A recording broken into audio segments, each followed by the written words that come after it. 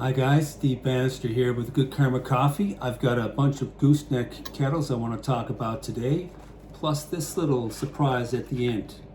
So the kettles I have here are a Bonavita kettle. It's a 1 liter one. I also have the Fellow Stag kettle right here. This holds 0.9 of a liter. And I have the Hario Bueno kettle. Couldn't see it, hiding.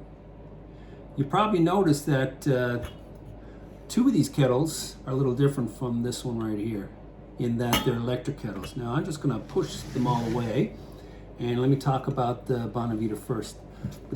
First of all, let me move this down so you can get a good look here.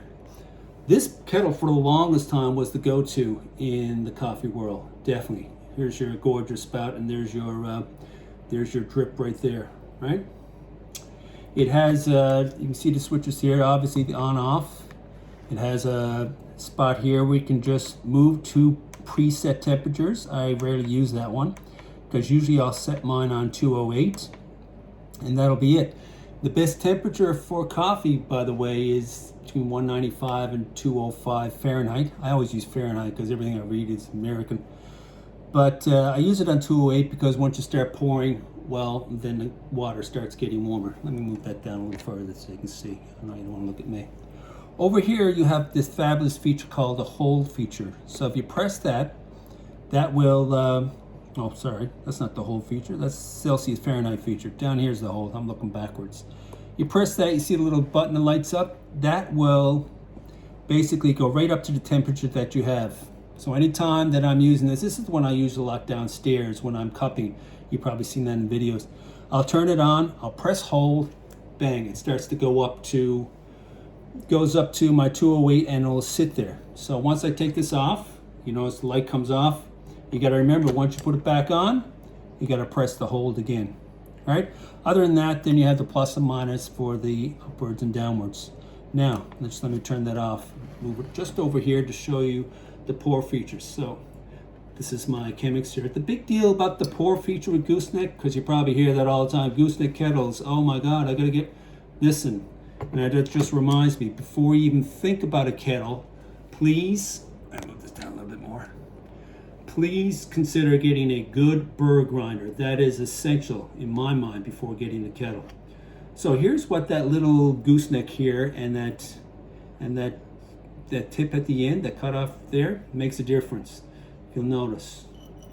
Do you see how I can just pour ever so slightly? Now, when you're doing pour overs, it makes a huge difference because when you have the grounds in the bed there, the grounds, especially on a Chemex, I can't stress that enough, the lighter that you pour on those grounds, right, the less you're going to disturb them. If you disturb them too much, or if you disturb them a lot, you're going to create what's called a channel, and all your water is going to whoosh down that channel and you're not going to get even extraction.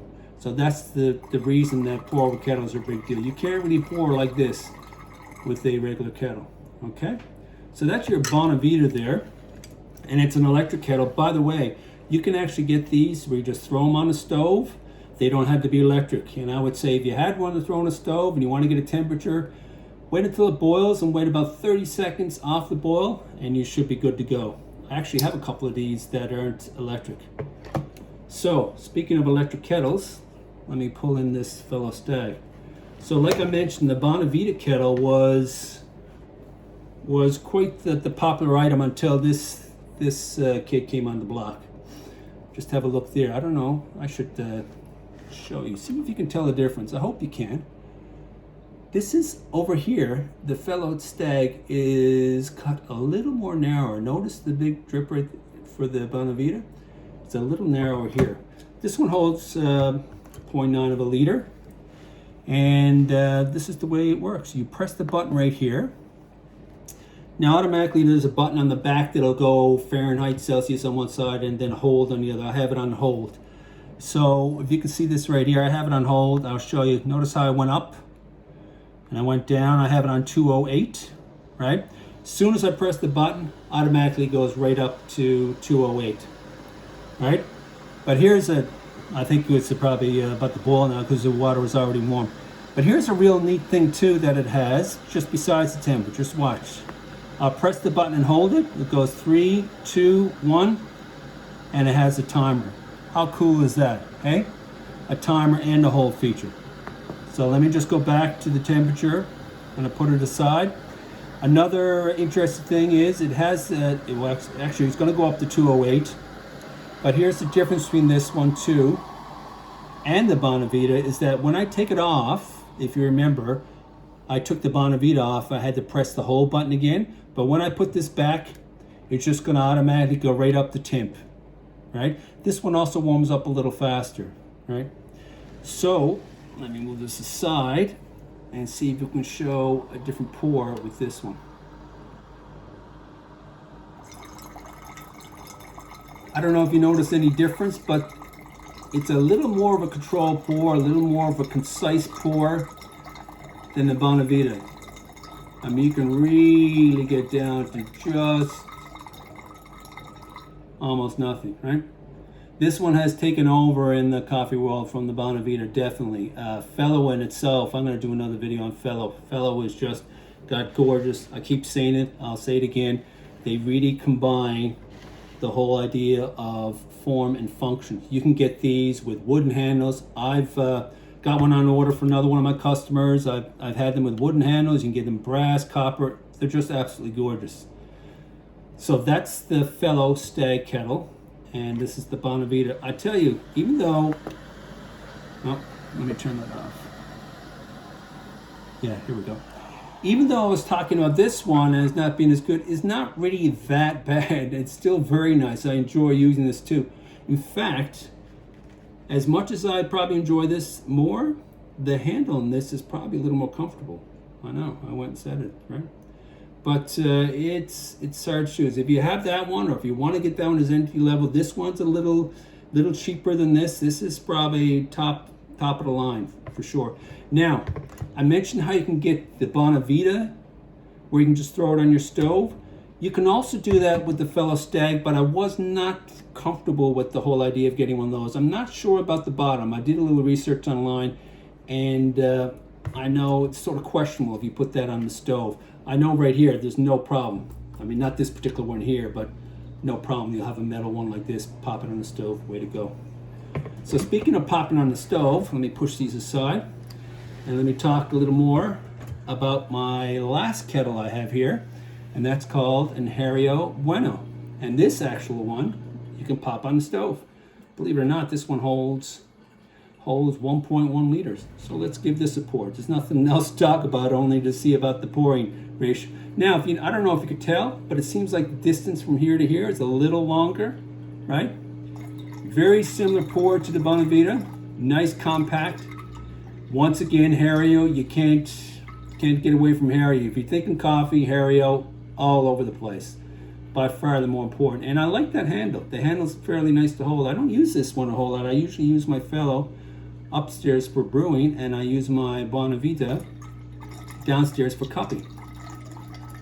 Very nice control. Let me just line these up now so you can have a little look and see, okay? Have a little bit of a look and see compared to. I can't get them that close. Anyway, I'll take these two and see if you can look and see, right? I don't know if you can see the difference. This one, right, seems to have a longer spout right there. They're both all three of them are comfortable to use. It all depends on your price point and so on and so forth. Definitely convenient to use these for plugging in. In fact, I mean, you can get really lazy, and I do get lazy. Anytime I do my pour overs, I fill it up with water. I use my treated water, and before I know it, when I got my grinder ready to go, my water is ready to roll, which is very convenient. Now, I don't know if I think I mentioned earlier on. So let's just say that you didn't want to get into a gooseneck kettle right away, but you're concerned about all that possible channeling. Well, this little item is really cool. This is called a Mellow Dripper. Look at that. That's a whole bunch of intricate holes there, right? Comes as a little package with a stick. So let's say you've got a regular kettle and you don't want to go pouring in huge waves and creating channels and so on and so forth, but you don't want to jump into getting one of these kettles as of yet. Well, just look what this one does. This is really neat. You see that?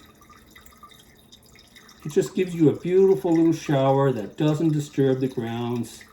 It's really nice. These are, and Melodrip also, I mean the company, also talks about how it gives you a better, cleaner taste and whatever. All I know is that it does a fabulous job on breaking up that massive wave of water coming down. Now this does not have to be a gooseneck kettle. Obviously, you can use anything and use your Melodrip instead. So those are the 4 options that I have. And there's other kettles there, but those are 3 top kettles that are in the market today for pour-overs. And that's it for now. So I look forward to doing some more videos down the road. Take care.